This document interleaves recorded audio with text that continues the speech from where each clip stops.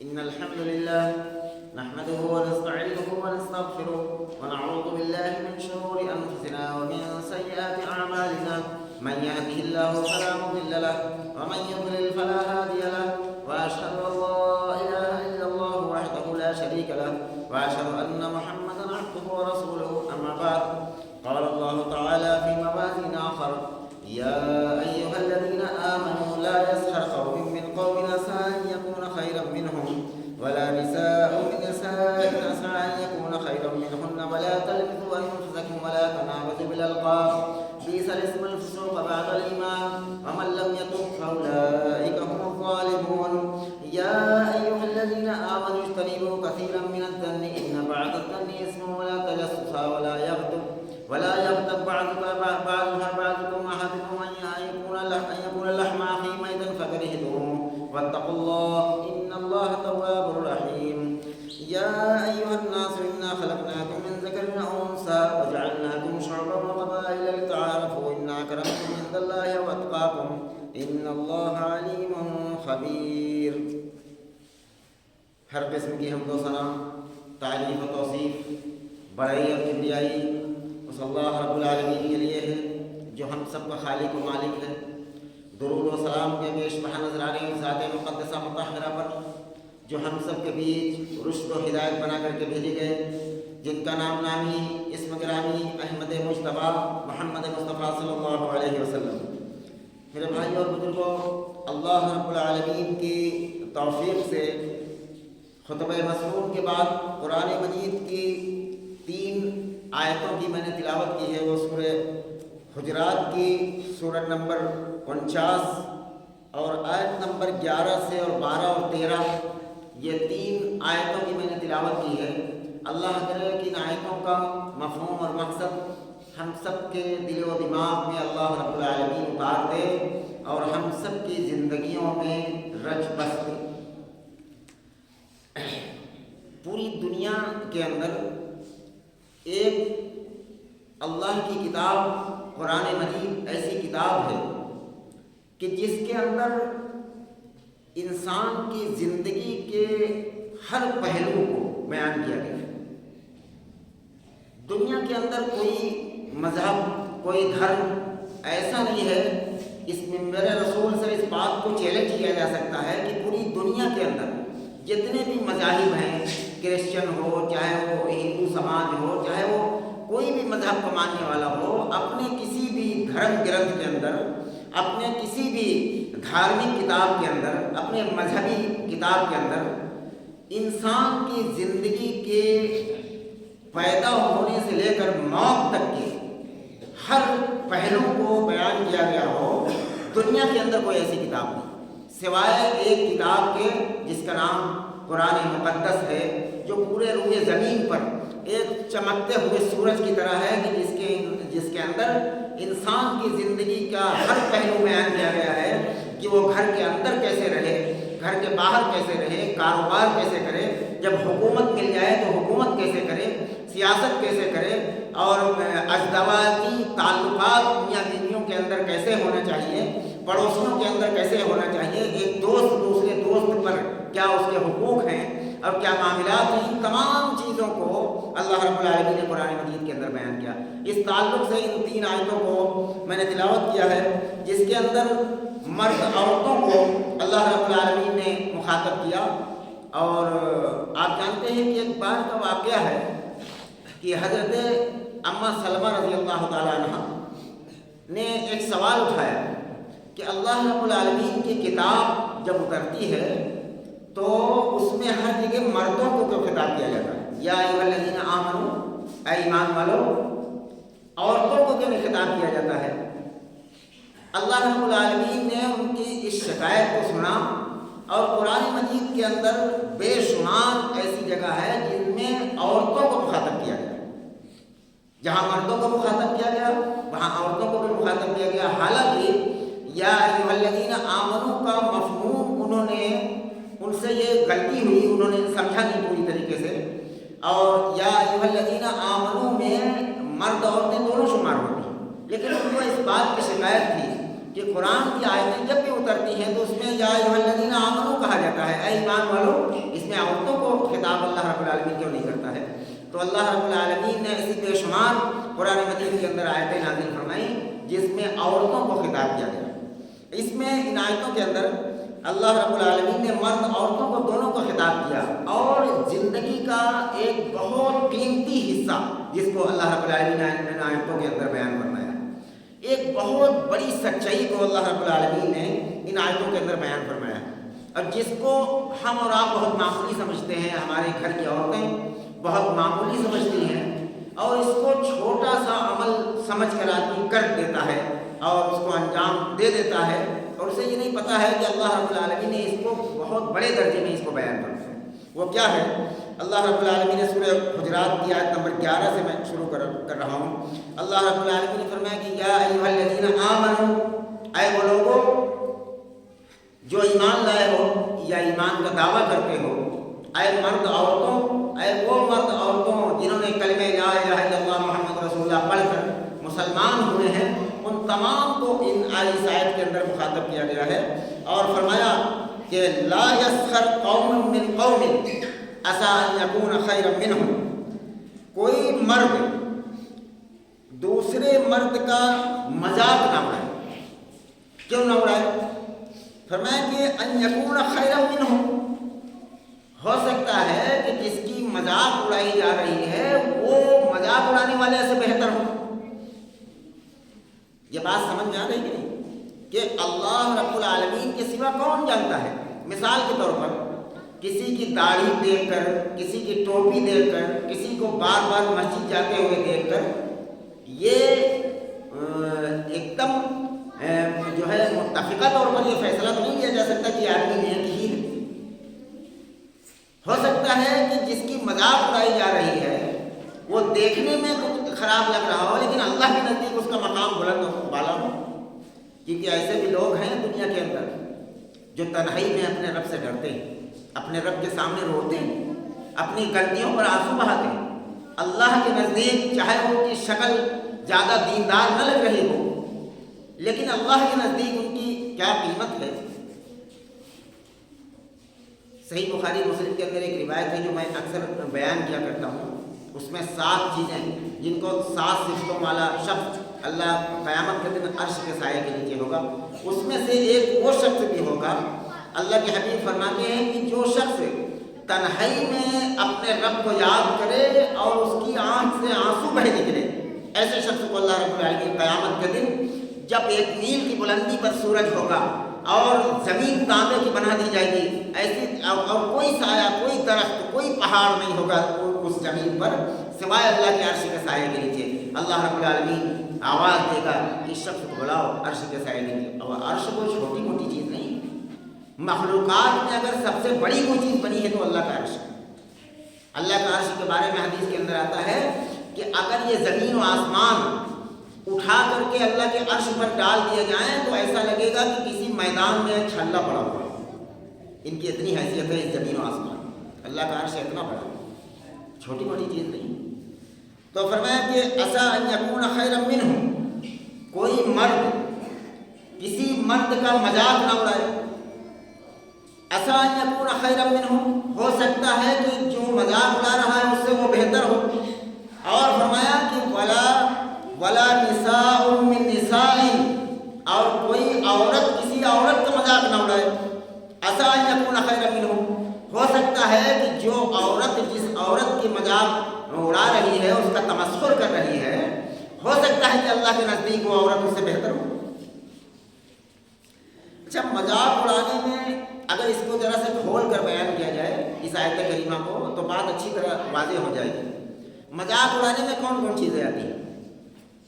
ایک تو یہ ہوتا ہے کہ آدمی کوئی لفظ بول دے، کوئی بات بول دے، اس کی مذاق اڑانا، اسے مذاق اڑانا کہا جائے گا کہ مذاق اڑا رہا ہے۔ لیکن کبھی کبھی آدمی ایسی چیز کی مذاق کرتا ہے جو کفر کے درجے میں آتا ہے، کفر کے درجے۔ مثال کے طور پر کسی کے چہرے کی مذاق اڑانا، کسی کے آنکھ کی مذاق اڑانا، فلاں شخص کانا ہے اسے کانا کہہ کر اس کے پیٹھ پیچھے ذکر کرنا، فلاں شخص ایک پیر کا ہے اسے لنگڑا کہہ کر ذکر کرنا، جو منہ اوپر کہنے سے اسے ناگوار گزرے اور اس کی مذاق اڑانا، کسی کے دانت میں گیپ جاتا ہے اسے ہبڑا کہہ کر اس کا ذکر کرنا، تو یہ کیا ہے؟ کسی کی بات بے تکی ہو، اس کی بات کی مذاق اڑانا تو یہ تو ہلکے درجے میں ہے، لیکن اگر اس کی شکل و صورت کی اور نقل حرکت کی مذاق اڑائی جائے تو یہ کفر کے درجے میں ہے، اس لیے کہ اللہ رب العالمین پر تشریح کرنا۔ کوئی چاہتا ہے دنیا کے اندر کوئی مرد کوئی عورت، اس کی یہ خواہش ہو سکتی ہے کہ اللہ مجھے بد شکل بنا دے، مجھے ایک آنکھ کا بنا دے، یا ایک آنکھ ٹیڑھی بنا دے، یا ایک پیر ٹیڑھا گھوما ہوا بنا دے، کسی کی یہ خواہش نہیں ہے۔ اللہ جسے چاہے، اگر کسی کو کانا کہہ کر مذاق اڑایا جا رہا ہے اور اس اڑانے والے کو اس بات کا اللہ کا خوف نہیں رہتا کہ وہ اللہ جس نے میری دونوں آنکھیں بنائی ہیں وہی اللہ اس کی ایک آنکھ کو خراب بنانے والا ہے۔ اگر مثال کے طور پر دنیا کے اندر کوئی چیز بنانے والا جب کاریگر بناتا ہے اور اس پر جب کوئی طنز کرتا ہے کہ اس میں یہ کمی ہے، اس میں یہ کمی ہے، ایمانداری سے بتاؤ اس بنانے والے کے دل پر تکلیف پہنچتی ہے؟ اور جب اللہ کے کام پر نکتے چینی کی جائے، اللہ نے جس چیز کو بنایا ہو اس پر نکتے چینی کر دی جائے، ارے کسی کی بات پر یا کسی کے عمل پر اگر نکتے چینی کی جائے کہ یہ کام اس کا غلط ہے، یہ عادت اس کی غلط ہے، یہ ٹھیک ہے چل جائے گا، اگر اس کی غیبت کی نیت سے نہ کہا جائے، اس کے منہ پر کہا جائے بہتر، یہ چل جائے گا، لیکن اگر اس کے شکل و صورت کی، اس کے نقل و حرکت کی مذاق اڑائی جائے تو یہ بہت معمولی چیز، اسے سمجھ کر میرے بھائیوں اور بہنوں اور ماں بہنوں اس سے سچی توبہ کرو، یہ انسان کو جہنم میں پہنچا کر رہے گا۔ اور خاص کر یہ بیماری عورتوں کے اندر اور زیادہ ہوتی ہے۔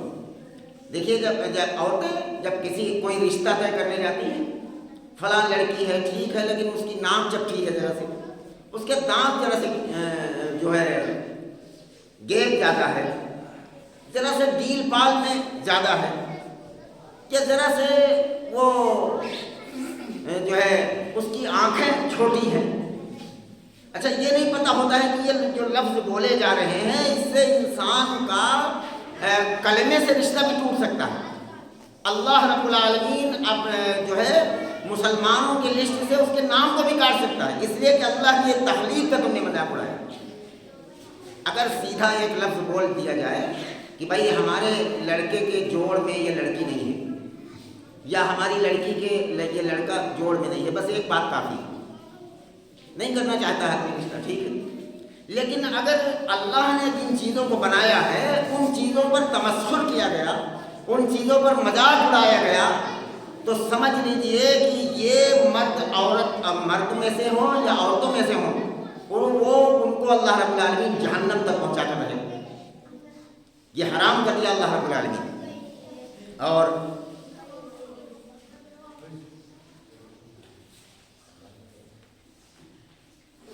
اللہ رب العالمین نے فرمایا کہ وَلَا تَلْمِزُوا أَنفُسَكُمْ وَلَا تَنَابَزُوا بِالْأَلْقَابِ بِئْسَ الْإِسْمُ الْفُسُوقُ بَعْدَ الْإِيمَانِ۔ اللہ رب العالمین کو اور آپس میں ایک دوسرے کو عیب نہ لگاؤ، عیب نہ لگاؤ، مطلب یہ ہے کہ بلا کسی تحقیق کے، بلا کسی دلیل کے، بلا کسی ثبوت کے کسی پر بہتان اور الزام لگا دینا کہ فلاں آدمی ایسا ہے، فلاں شخص ایسا ہے۔ اللہ رب العالمین کو اتنا ناگوار گزرا کہ قرآن مجید کے اندر اس عمل کو حرام قرار دے دیا کہ کوئی شخص بغیر کسی دلیل اور ثبوت کے کسی پر کوئی الزام لگانے والا بھی اسی زمرے میں آتا ہے۔ یہاں پر رک کر کے ایک مثال کو میں بیان کرتا ہوں، آگے ابھی آیتیں آئے گی۔ حضرت نوح علیہ السلام کا نام آپ حضرات سنتے ہیں۔ حضرت نوح علیہ السلام، بچے تو بیچ میں بول رہے ہیں کہ قطعی الگ ہو، مسجد کے باہر کر دو۔ اللہ رب العالمین نے جو یہ اس چیز کو بیان فرمایا ہے، میں اس کو ایک مثال سے بیان کرتا ہوں۔ حضرت نوح علیہ السلام کا نام آپ حضرات جانتے ہوں گے کہ حضرت نوح علیہ السلام کا نوح نام کیوں پڑا؟ ان کا نام اصل جانتے ہو کیا ہے؟ حضرت نوح علیہ السلام کا نام ادریس ہے، ادریس۔ ان کا نام پڑا نوح۔ نوح کے معنی ہوتے ہیں رونے والا، جیسے نوحہ کہا جاتا ہے۔ نوحہ کے معنی رونا، جیسے کوئی آدمی کسی کے آدمی کا انتقال ہو جاتا ہے، جو لوگ روتے ہیں میت کے پاس اسے نوحہ کہا جاتا ہے عربی زبان میں۔ नूहा, तो उसी नूहा से नूह बना। नूह अलैहिस्सलाम का नूह नाम इसलिए पड़ा कि वो अक्सर रोते रहते थे। नूह अलैहिस्सलाम बहुत रोते थे। तो जब वजह पूछी गई तो उन्होंने बयान फरमाया कि मैं एक गलती की वजह से पूरी ज़िंदगी रोता रहा। वो गलती कौन सी थी कि नूह अलैहिस्सलाम ने एक कुत्ते को देखा रास्ते में जा रहे थे, कुत्ते को देखा तो कुत्ता बहुत बदशक्ल था, उसके बाल भी उखड़ चुके थे, वो बहुत अजीब शक्ल का था। तो नूह अलैहिस्सलाम के दिल में ये ख्याल गुजरा कि ये कुत्ता कितना बदशक्ल है। तो चूंकि अल्लाह के नबी थे, हम लोग नबी तो हैं नहीं, हमारे पास अल्लाह का पैगाम फौरन तो आएगा नहीं, जब क़यामत के दिन पहुंचेंगे तब पता चलेगा। अल्लाह के पैगंबर थे, फौरन अल्लाह की वही नाज़िल हुई कि ऐ नूह, अल्लाह रब्बुल आलमीन ने फरमाया कि ऐ नूह, तुमने मेरे ऊपर इल्ज़ाम लगाया है, कुत्ते पर इल्ज़ाम लगाया, तुम इससे अच्छा बना सकते हो? इस कुत्ते से अच्छा बना सकते हो? अल्लाह रब्बुल आलमीन ने सूरह हज के अंदर फरमाया, वो मौजूद दूसरा है, लेकिन फरमाया कि जुबाबुन वला मिज्तमिऊन ला, अगर पूरी दुनिया भी इकट्ठा हो जाए और सब अल्लाह के नेक बंदे भी इकट्ठा हो जाएं और जिनको अल्लाह के सिवा छोड़कर माबूद माना जा रहा है, उनको सबको इकट्ठा कर लिया जाए, सब मिलकर भी एक मक्खी नहीं बना सकते, एक मच्छर नहीं पैदा कर सकते, एक मक्खी का बनाने वाला भी अल्लाह रब्बुल आलमीन। नूह अलैहिस्सलाम से अल्लाह रब्बुल आलमीन ने फरमाया कि ऐ नूह, तुमने मेरे ऊपर इल्ज़ाम लगाया है या कुत्ते पर इल्ज़ाम लगाया है? तुम इससे बेहतर शक्ल का बना सकते हो? पैगंबर भी नहीं बना सकता, कोई नहीं दुनिया के अंदर जानदार मखलूक बना सकता। तो ये मकसद था इन आयतों को बयान करने का कि ये जो आयत जोई है, ये जो लाम तान है, किसी को लिंगड़ेपन को बयान करना, मजाक उड़ाना, अब किसी के एक आंख टेढ़ी है, उसे जानते हो आदमी किस अंदाज में उसको बयान नाम लेता है, बयान करता है। अब हम सब ये जानते हैं मेरे भाइयों, इससे बहुत ज़्यादा बचने की ज़रूरत है। कुरान इंसान की ज़िंदगी के हर पहलू को बयान करता है। बोलने से पहले सोच लो क्या बोला जा रहा है। अल्लाह रब्बुल आलमीन की कारीगरी पर ज़रब लग रही, अल्लाह रब्बुल आलमीन की कारीगरी पर तुमने उंगली उठाई, किसी इंसान पर इस तरह का मजाक उड़ाना कि ये जो है इसका सर बहुत छोटा है, इसका सर बहुत गोल है, इसकी आंखें बहुत छोटी हैं, या इसके दांत बहुत हबड़े हैं, या इसका पैर लिगड़ा है, इसकी आंख टेढ़ी है, इस तरह की कोई बात भी कही जाए तो ये दर्जे कुफर तक पहुंच जाता है। अल्लाह की तख्लीक का इनकार कर देना या उसको मजाक बना देना। फरमाया कि वला तनाबज़ू बिल अल्क़ाब। तीसरी चीज़ ये है कि बीसल इस्मुल फ़ुसूक़ बअदल ईमान, कि ईमान लाने के बाद अल्लाह को ये बहुत नापसंद है कि किसी को बुरे अलकाब से पुकारना। मिसाल के तौर पर ये समझे, आज के दौर में, उस दौर में ये होता था कि जो लोग पहले शराब पीते थे मिसाल के तौर पर, और पहले बहुत बुरे काम करते थे, लेकिन जब ईमान ले आते थे तब भी लोग उनको पुकारते थे शराब बेचने वाला है। तो अल्लाह रब्बुल आलमीन ने इसको हराम किया। ईमान लाने के बाद अल्लाह को ये बर्दाश्त नहीं, बीसल इस्मुल फ़ुसूक़ बअदल ईमान, कि उसे बुरे अलकाब से पुकारा जाए। आज के दौर में इस आयत करीमा को इस तरह से समझे कि जैसे कोई शख्स जुआ खेलता है, शर्तबाजी करता है, लेकिन अगर वो उससे तौबा कर ले कि मैं आज से इस अमल को छोड़ता हूँ, तौबा करता हूँ अल्लाह के हुज़ूर, अल्लाह मुझे माफ़ फरमाए, और उसके बाद उसे जुआरी कहकर पुकारा जाए। कोई आदमी शराब पीता है और शराब पीते पीते वो शराब से तौबा कर ले और उसको हमेशा के लिए तर्क कर दे, फिर उसे शराबी कह के पुकारा जाए, तो अल्लाह रब्बुल आलमीन ने इसे हराम करा दे दिया कि बीसल इस्मुल फ़ुसूक़ बअदल ईमान।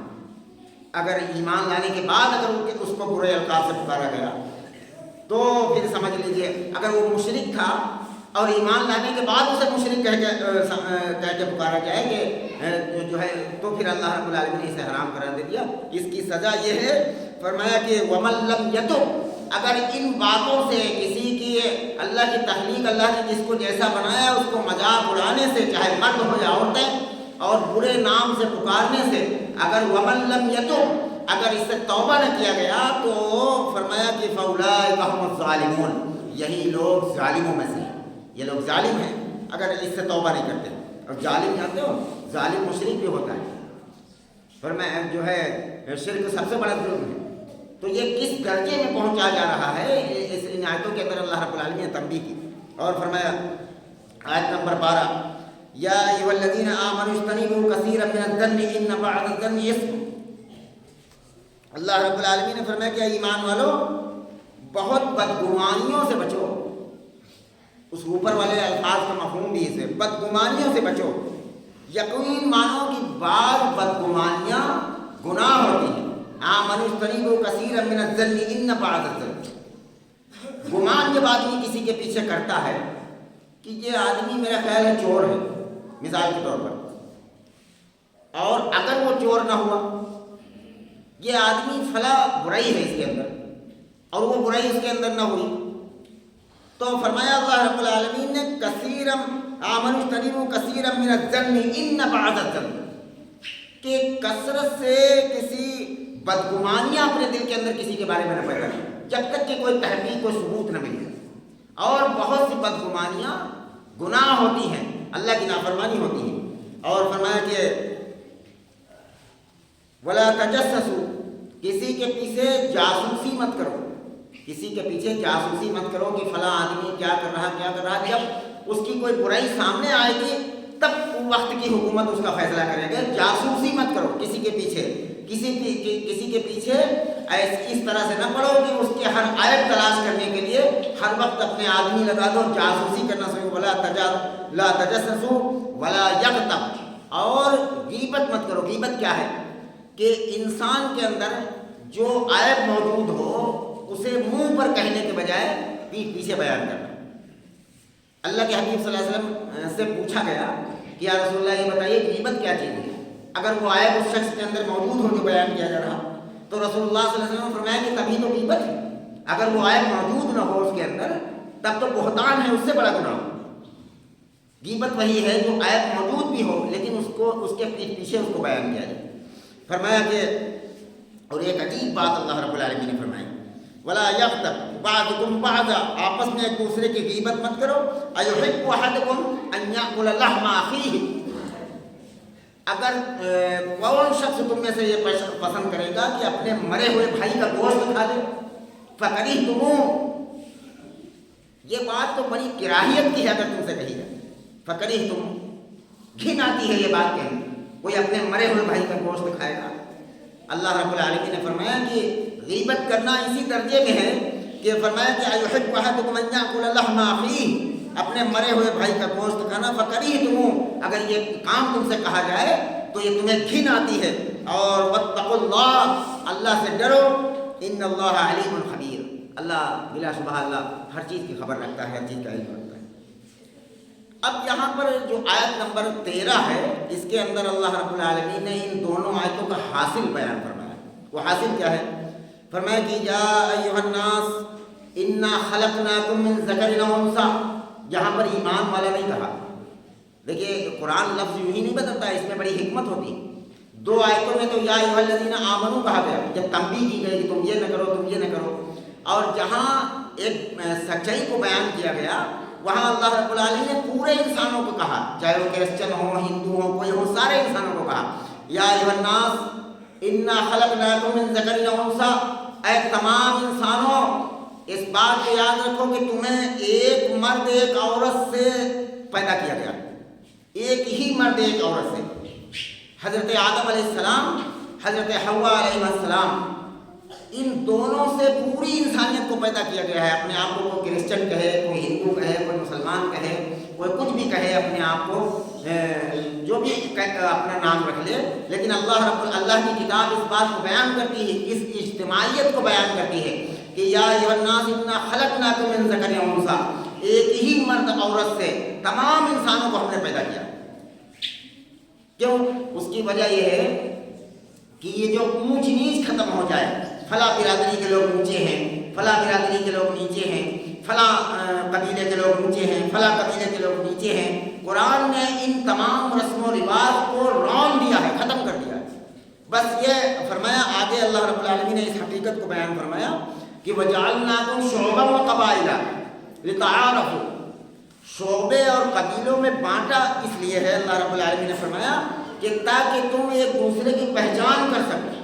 مثال کے طور پر ایک نام کے کئی آدمی ہیں، اب پہچانا جائے کہ فلاں آدمی اپنے نام پر انصاری لکھتا ہے، فلاں آدمی اپنے نام پر خان لکھتا ہے، یہ صرف اس لیے ہے کہ ایک دوسرے کو بتایا جا سکے، پہچانا جا سکے، ورنہ سچائی کیا ہے؟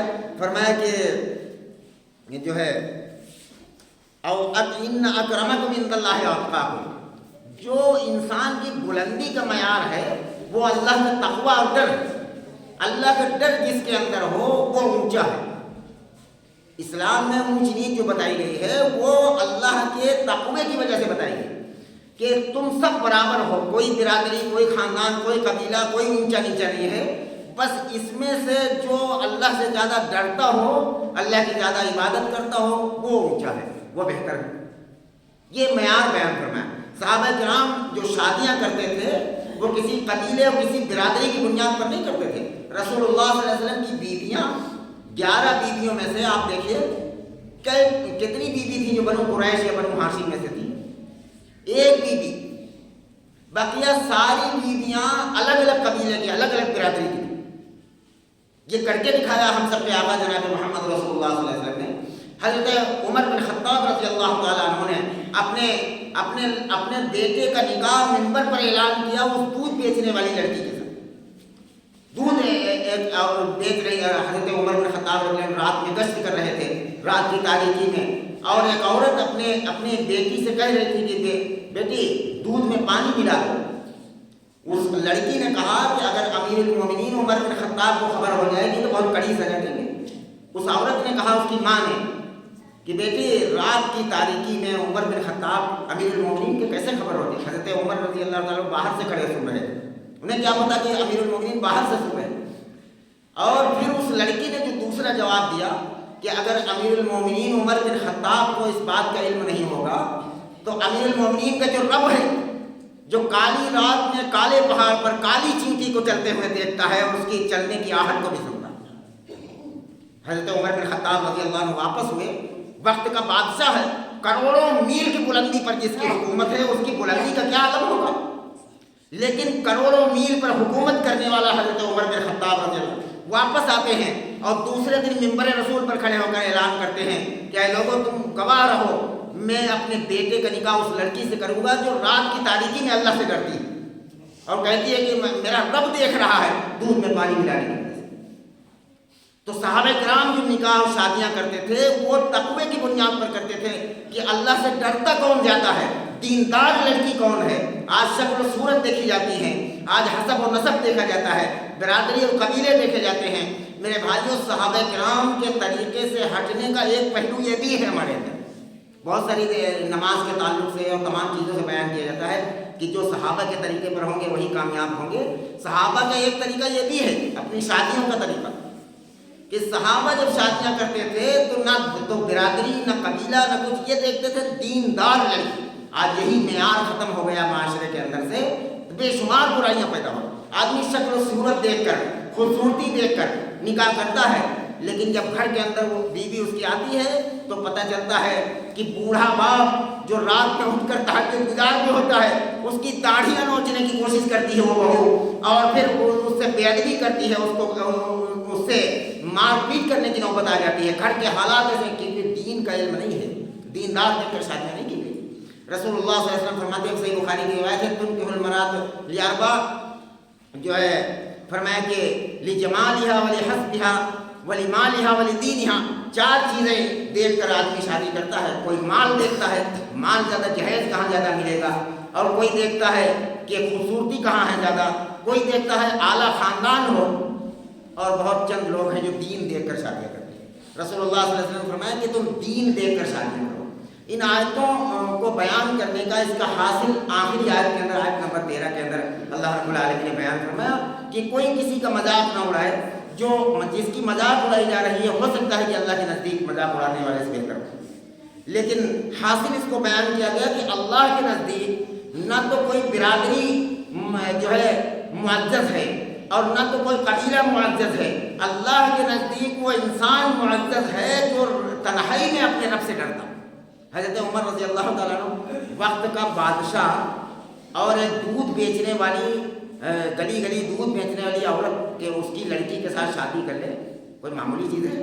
اپنے جذبات، اپنے حوصلوں کو پامال کر دینا کوئی معمولی چیز نہیں ہے میرے بھائیوں۔ صرف قرآن کی آیتوں کو سننا یا صرف اس پر ہاتھ رکھ کر کہہ دینا کہ ہم اس پر ایمان رکھتے ہیں، یہ کوئی بہت بڑی چیز نہیں ہے۔ قرآن کے اندر ہر انسان کی زندگی کے ہر پہلو بیان کیے گئے ہیں، اس پر عمل کرنے کی کوشش ہم اور آپ کریں میرے بھائیوں۔ کوئی کسی دوسرے پر نکتہ چینی نہ کرے، ہر شخص اپنے گریبان میں جھانکے کہ ہم اس پر عمل کرنے کی کوشش کریں۔ دیندار لڑکیوں سے شادی اپنے گھر کے اندر کرنے کی کوشش کریں، انشاءاللہ گھر کے بچے بھی دیندار نکلیں گے۔ اور میرے بھائیوں، اور میں کہا کرتا ہوں، آخری بات عرض کر رہا ہوں، میں کہا کرتا ہوں کہ ماں کی گود وہ مدرسہ ہے۔ اسی لیے رسول اللہ صلی اللہ علیہ وسلم نے بنیاد ٹھیک کی ہے کہ جب تم شادی کرنے لگو تو سب سے پہلے دیندار عورت کو دیکھو۔ دیندار عورت ہے تو بچے نیک ہوں گے، بچوں کو دعائیں سکھائے گی۔ وہ آدمی گھر سے نکل جاتا ہے اپنے آفس کو، اپنے دکان کو، اپنی مزدوری کرنے کے لیے، ماں سکھاتی ہے بیٹے کو، بیٹا دیکھے گھر سے نکلنے پر یہ دعا پڑھا کرو، اور مسجد میں جانے پر یہ دعا پڑھا کرو۔ یہ ماں سکھاتی ہے تمام چیزوں کو۔ ماں دیندار ہوتی تو پورا گھر کے ماحول کو بدل کر رکھ دیتی، اور ماں اگر خراب مل گئی، شکل صورت کی تو اچھی ہے لیکن اتنی زیادہ اس کے اندر تکبر اور گھمنڈ ہے کہ کسی کے جو حقوق ہیں گھر میں، بڑوں کے جو حقوق ہیں، شوہر کے جو حقوق ہیں، ان حقوق کو پامال کر دیتی ہے اور ہمیشہ منہ بنائے رکھتی ہے، تو ایسی شکل و صورت سے انسان کو سکون مل سکتا ہے؟ سکون ملتا ہے جب انسان کا نیچر اچھا ہو، اس کے اخلاق و کریکٹر اچھے ہوں، اس کی وجہ سے اس کو سکون ملتا ہے۔ اللہ رب العالمین سے دعا ہے کہ جو باتیں کہی اور سنی گئی ہیں ان آیتوں کے تعلق سے، اللہ رب العالمین ہم تمام مسلمانوں کو ان پر عمل کرنے کی توفیق عطا فرما دے۔ یا رب العالمین ہم سب کو اپنے اور اپنے نبی کی سچی پکی محبت نصیب فرما، اپنی اور اپنے رسول کی سچی پکی اطاعت نصیب فرما۔ یا رب العالمین شیطان کے فریب سے اور شیطان کی اطاعت سے پوری امت کی حفاظت فرما، لوگوں کے فریب سے امت کی حفاظت فرما۔ یا رب العالمین ہمیں جو بیمار ہیں گھروں میں، اسپتالوں میں، سب کو شفا کلی نصیب فرما۔ یا رب العالمین یہاں جو مرد عورتیں آپ کے دربار میں آئے ہوئے ہیں، اللہ سب کی کوئی نہ کوئی فریاد ہے، سب کے سب جھولی پھیلائے ہوئے ہیں، یا رب العالمین سب کی جھولیوں کو بھر دیجیے۔ ہم آپ کے در کے بھکاری ہیں، اللہ ہمیں اپنے در کے سوا کسی اور در کا بھکاری نہ بننے دینا۔ یا رب العالمین ہم سب کے جھولیوں کو بھر دیجیے، ہم سب کی جائز مرادوں کو پوری فرما دیجیے، جائز تمناؤں کو پوری فرما دیجیے، اپنے کرم سے قبول فرما لیجیے۔ صلی اللہ وسلم عباد اللہ رحمکم اللہ، ان اللہ یأمر بالعدل والإحسان وإيتاء ذي القربى وينهى عن الفحشاء والمنكر والبغي يعظكم لعلكم تذكرون۔ اذكروا الله العلي العظيم يذكركم وادعوه يستجب لكم ولذكر الله تعالى أعلى وأولى وأجل وأتم وأعظم وأكبر۔